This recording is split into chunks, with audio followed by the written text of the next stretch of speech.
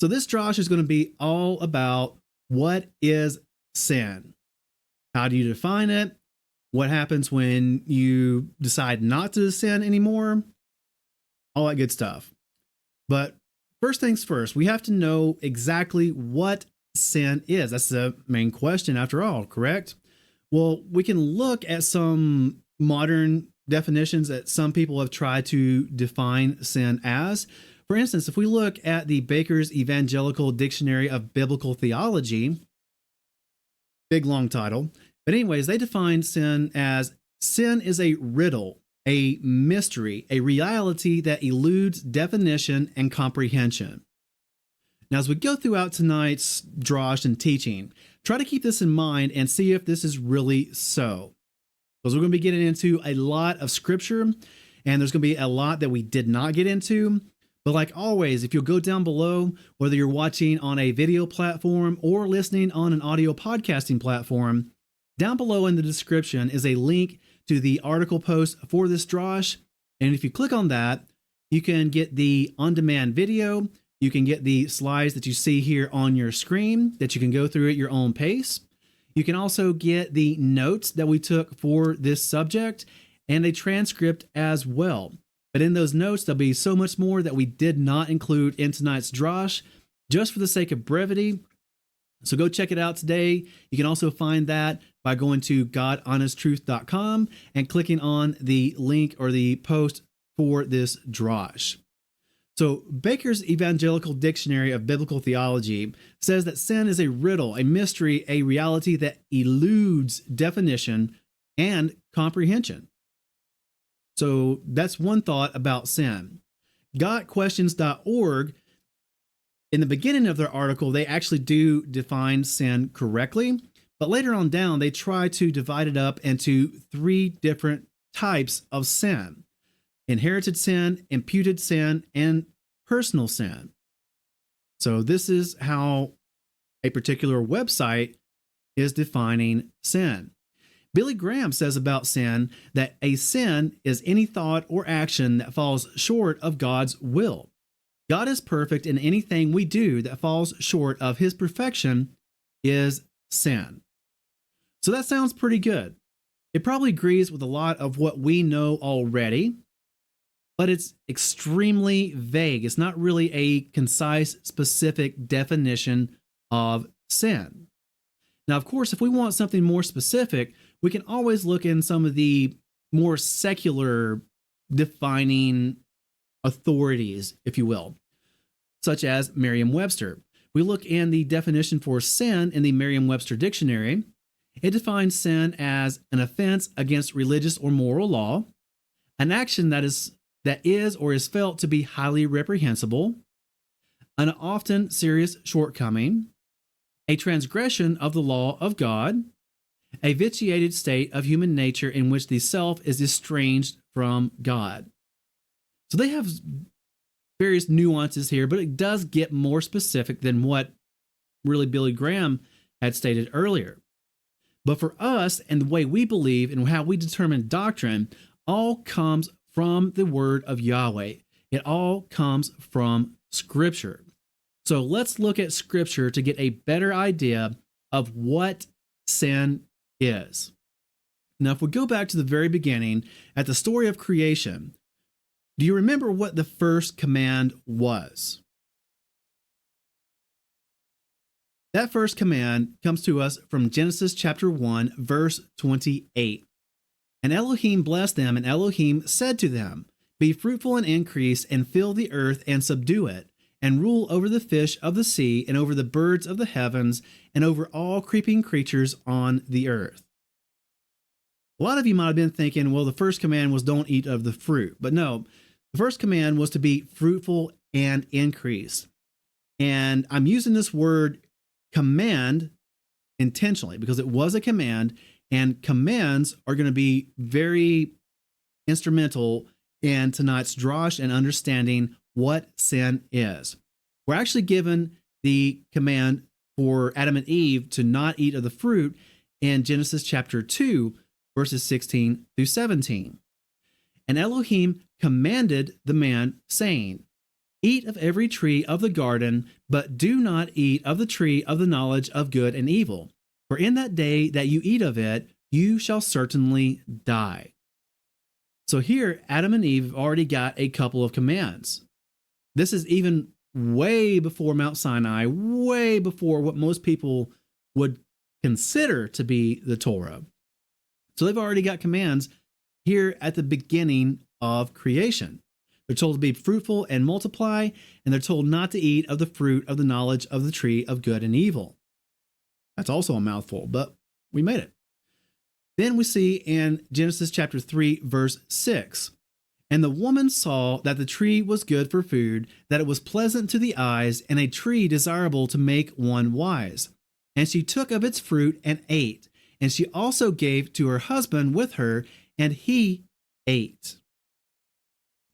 So, something to take into account here real quick to keep in mind as you go throughout the rest of Scripture, both in tonight's drash and in your own reading. Here in Genesis chapter 3, verse 6, we're first told that Eve took of the fruit and ate. Stop there. What does it say happened when Eve took of the fruit and ate? Now, we don't know exactly how much time passed between Eve eating of the fruit and then Adam eating of the fruit. But we're not told that anything at all happened when Eve took the fruit and ate. However, something did happen once Adam took of the fruit and ate. Next verse, Genesis chapter 3, verse 7. Then the eyes of both of them were opened, and they knew that they were naked, and they sewed fig leaves together and made loin coverings for themselves. So it wasn't until Adam ate that their eyes were open and they knew they were naked and they were ashamed. So take that into account. How Adam was responsible for this disobedience to what Yahweh had commanded them. This is repeated and stated the same way in the Brit Hadashah in Romans chapter 5, verse 12. For this reason, even as through one man sin did enter the world, and death through sin, and thus death spread to all men because all sinned. So it's through one man that sin entered the world. So what was Adam's sin? What is sin? How did he sin? Well, remember that Yahweh commanded them, do not eat of the tree of the fruit. Do not eat of the fruit of the tree of the knowledge of good and evil. He broke that command. His eyes were open, and that's when sin entered the world, through a man. Adam was responsible. This goes way back to the patriarchy lesson that we did a few weeks ago, and that's a drosh in and of itself. But it was Adam that was responsible for bringing sin into the world, even though he was not the first one to eat of the fruit. He was not the first one to break the command. And that's very important to understand that he broke the command. So, what is sin? We've seen some non-scriptural examples of what sin is. We saw it from the Theological Dictionary. We saw it from Got Questions. We saw it from Merriam-Webster. We saw it from Billy Graham. But how does Scripture define sin? 1 John chapter 3, verse 4. Everyone doing sin also does lawlessness, and sin is lawlessness. Therefore, the scriptural definition of sin is disobeying the Torah. I know it defines as law a lot of times, but Torah is better understood as instructions or commands. Sin is breaking of the Torah. Way down in the Complete Jewish Bible, it actually uses the word Torah. Everyone who keeps sinning is violating Torah. Indeed, sin is violation of Torah. So when Adam ate of the fruit of the tree of the knowledge of good and evil, he broke the command, he broke the instruction of Yahweh to not eat of it. That breaking of the command was the sin. And it's a beautiful illustration of exactly what sin is. Scripture tells us that sin is the breaking of the Torah, the breaking of the commands, the breaking of the instructions, the breaking of the law. Yahweh commanded him not to eat. Adam ate of the fruit. Therefore, Adam sinned. And because he sinned and broke what Yahweh commanded him, sin entered into the world through Adam, through a man. However, we know that we know of one who was completely sinless, without sin, and that's our Master and Messiah, Yeshua. Hebrews chapter 4, verse 15. For we do not have a high priest unable to sympathize with our weaknesses, but one who was tried or tempted in all respects as we are, apart from sin. Yeshua was completely sinless, and that's how he could be the Passover lamb, the sacrificial lamb, as it were, without blemish, because he was without sin. He did not sin all the days of his life. He did not break the Torah or the commandments of Yahweh all the days of his life. He kept them perfectly. There's a lot more that can get into the aspect of Torah, and we're going to get into that in just a moment. But we have other drashes on just the Torah. This is a teaching about sin, but we know that sin entered the world through Adam because Adam sinned. Adam broke what he was commanded not to do. Yeshua was sinless. He completely followed and obeyed. He was obedient to the word of Yahweh, to the Torah. So what is the purpose of the Torah anyways? We see in Romans chapter 10, verses 4 through 5. For Messiah is the goal of the Torah unto righteousness, to everyone who believes. For Moshe writes about the righteousness which is of the Torah. The man who does these shall live by them. So we know here we can see that the man who does these, the man who does the Torah shall live by them. So does that mean that when we stop doing wrong and start following the Torah that we'll live forever? No, we'll get into that in just a moment. Romans chapter 3, verse 23. For all have sinned and fall short of the esteem of Elohim. For all have broken the Torah. Now, of course, we know it goes without saying, the exception is Yeshua. But all of us, everyone else, have sinned. We have broken the Torah. Even if it's just one, we have broken the Torah. And as a result, Romans 6:23, for the wages of sin is death, but the favorable gift of Elohim is everlasting life in Messiah Yeshua our Master. So here, we see that since we have sinned, and we know that all have sinned, the wages of this sin is death. Even though we can't turn from our breaking of the Torah into obedience to the Torah and live forever, since we have sinned, we will die. Since we have sinned, we will die. So what is the purpose of the Torah? Why would we obey the Torah? Because disobedience of the Torah is sin. If we want to turn from sin, that logically tells us that turning from sin, turning from the breaking of the Torah, turning from the disobedience of the Torah, would instead be obedience to the Torah. Well, in Proverbs chapter 3, verse 1 through 2, my son, do not forget my Torah, and let your heart watch over my commands. For length of days and long life and peace they add to you.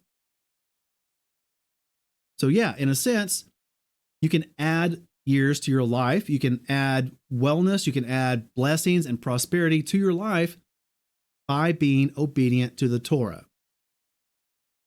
The opposite of sin. Deuteronomy chapter 30, verses 15 through 18.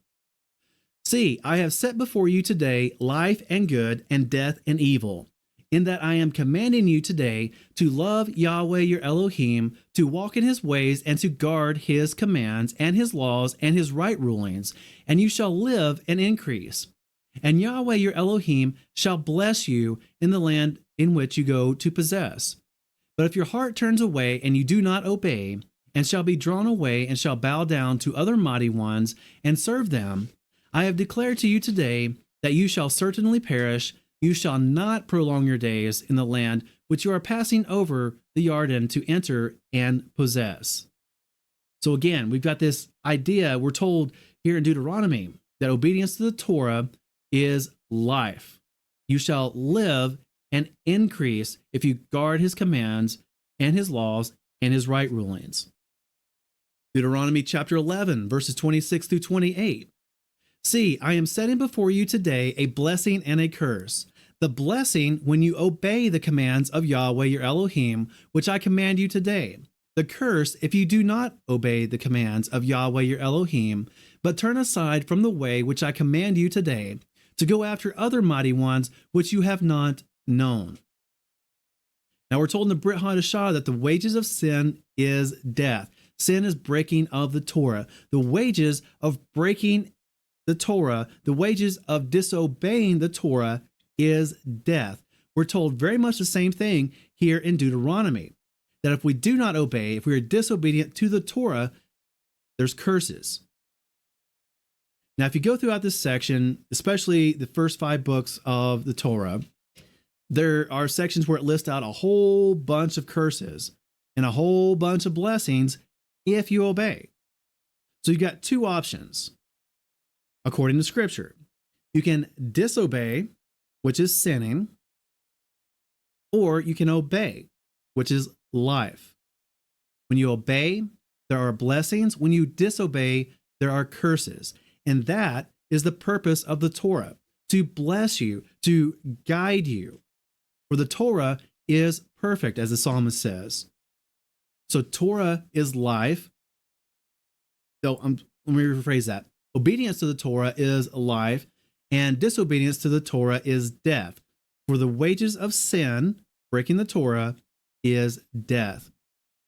And contrary to popular opinion, what some people might say, they think that the Torah is these quote unquote 613 commandments, and no one can remember 613 commandments. No one can do all that. It's just way too hard. It's too difficult. Is that scriptural? Deuteronomy chapter 30, verses 11 through 14. For this command which I am commanding you today, it is not too hard for you, nor is it far off. It is not in the heavens to say, who shall ascend into the heavens for us and bring it to us and cause us to hear it, so that we do it.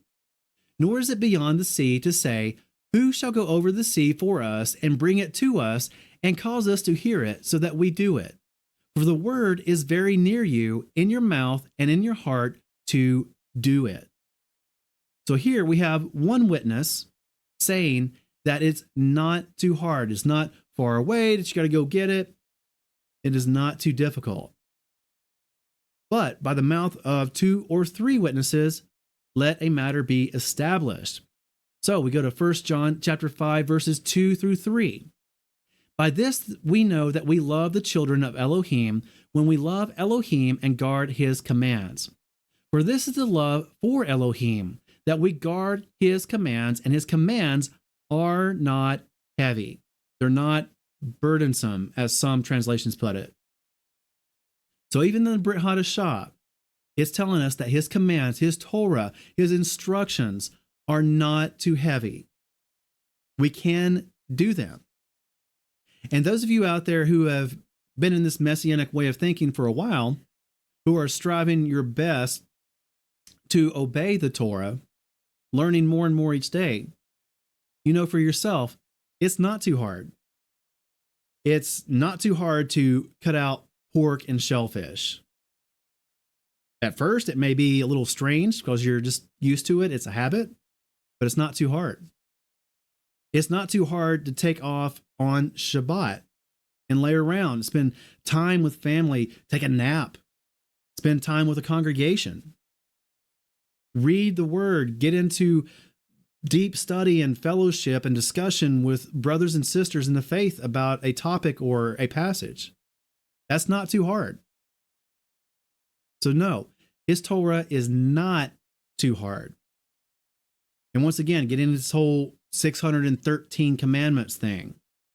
That's a discussion for the Torah Drosh, but no one was ever required to obey 613 commands. Not even Yeshua. Go check out that teaching for more information, or write to us and we could probably explain more to you. But you might say, doing the Torah is a work, right? And works are of no use. But are there really some benefits to works? Are we to completely do no works whatsoever? Well, yes and no, depending on why you do it. Let's back up real quick. 1 John 5:2-3, we see here he is telling us that the love for Elohim is in the guarding of his commands, the doing and obeying of his Torah. So obviously there's some benefit to works. Number one is that we show that we love Yahweh because we're obeying him. We're submitting to his will. We are putting our faith and trust in him and how he has told us to go through this life and live on this earth. Because he's way smarter than any of us are. I don't know about you, but yeah, definitely way smarter than I am. However, we know that our works are not what bring us to salvation. We are not declared righteous by our works. Romans chapter 3, verse 28. For we reckon that a man is declared right by belief without works of Torah. So if we don't need works to get salvation, if we don't need works to be declared righteous, then do we just do away with works? We do away with the Torah, as some people even claim? Romans chapter 3, verse 31. Do we then nullify the Torah through the belief? Let it not be. On the contrary, we establish the Torah. I love the way the King James puts it here. Do we then make void the law through faith? God forbid. Yea, we establish the law. So just because works don't bring us to salvation, just because works is not a way to gain salvation, it doesn't mean that we do away with works and that we do away with the Torah. Because works still have their importance. Number one, like we've already went over, is that it shows our love for Elohim. For this is the love for Elohim, that we guard his commands, that we do his Torah, that we obey his instructions. That's the love for Elohim. So that's one benefit to doing works. Another benefit to doing works. James chapter 2, verse 18. But someone might say, you have belief and I have works. Show me your belief without your works, and I shall show you my belief by my works. This is beautiful because this tells you that you can determine who someone is, if they're a believer or not, by their works. You can determine their faith by their works. Are they Christ-like? Are they loving? Are they obeying the Torah? And sometimes you can even tell, if you want to put it this way, what degree they are, how high up and how advanced and mature they are in the faith by how much they obey and walk in the Torah, by their works. Their faith is illustrated by their works. And in fact, James even goes on to tell us in James chapter 2, verse 26, for as the body without the spirit is dead, so also the belief is dead without the works. So can you have belief without works? According to James, you can't. That without works, your belief is dead.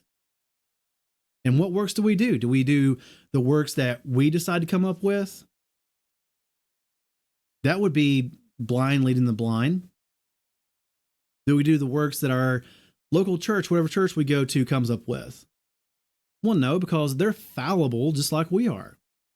But what is infallible is the word of Yahweh. What is infallible is the instructions that Yahweh has given us, the Torah.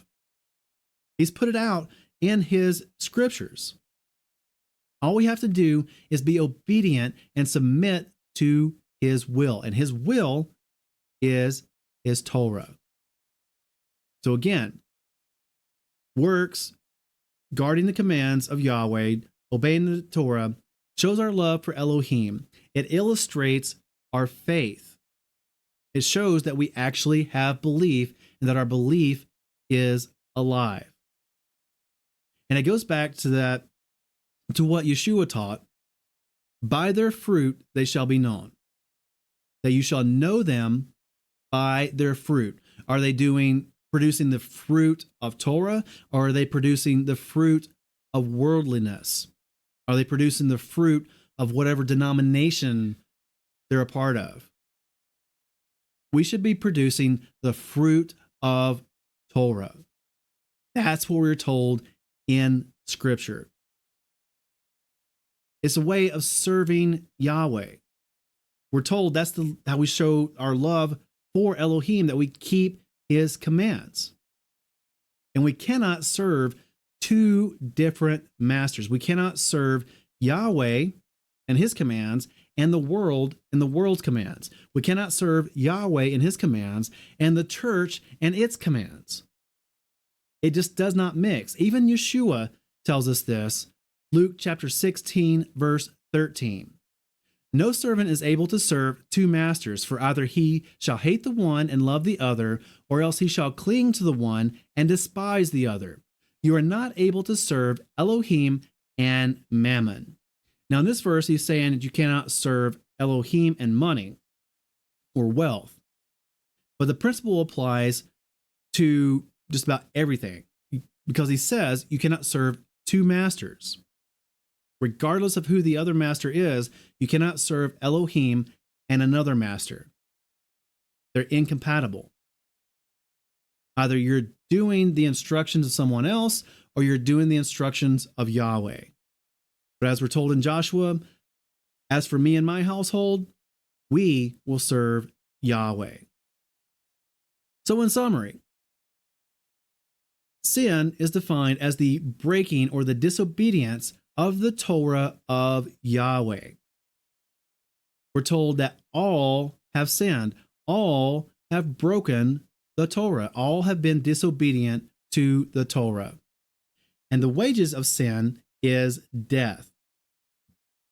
The wages of breaking the Torah, the wages of being disobedient to the Torah is death. However, we also see that the Torah is life. Remember those verses we went over that when you obey the Torah, there will be blessings, and when you disobey, there will be curses? So again, disobeying the Torah leads to death. Sinning leads to death. Obedience to the Torah is life. We are declared right without works of the Torah. But as we saw, even though works do not give us our salvation, works are still important, because works show that we love Yahweh, and works illustrate our belief that it's alive and not dead. Obedience to the Torah brings blessings, but disobedience to the Torah, or sin, brings curses. Our faith, once again, is illustrated by our works. And just like Yeshua said, you cannot serve two masters. You cannot serve Yahweh and Yahweh's will and Yahweh's instructions while also trying to serve someone else and their instructions and their will. Choose Yahweh or choose the world. Choose Yahweh or choose your denomination. Choose Yahweh or choose your own selfish desires, even. But which will you choose? Choosing Yahweh, obeying the Torah, that is blessings and life. Choosing someone else, choosing someone else's instructions, disobeying the Torah, that leads to death. That is sin, because sin is breaking of the Torah. And that is just the God honest truth. Nice and short for this teaching. However, hopefully you got something out of it and that you were blessed and educated. If you have any comments, questions, or concerns, make sure to leave those down in the comments below. Also, once again, down below is the link for the article post for this drosh. If you click on it, whether it's a video podcasting platform that you're watching on or an audio podcasting platform that you're listening on, click in the description down below and that'll take you directly to the post on godhonesttruth.com. And there you can have the on-demand video, the drosh slides that you saw on your screen tonight, as well as the notes that we took for this. And there's so much more that we didn't include in this drosh. And you'll also have the transcript down there for you as well. So go check it out, or even go to godhonesttruth.com and click on the post for yourself. Now, while you're down there leaving a comment, also make sure to hit that subscribe button and ring the bell, hit the like button and hit the share button and share it around with someone that you may know. Thank you for joining us for another production from God Honest Truth Ministries. We hope that we have been of service to you, and if you have any feedback, then please reach out to us by email, and make sure to visit our website at godhonesttruth.com for more information, resources, and contact.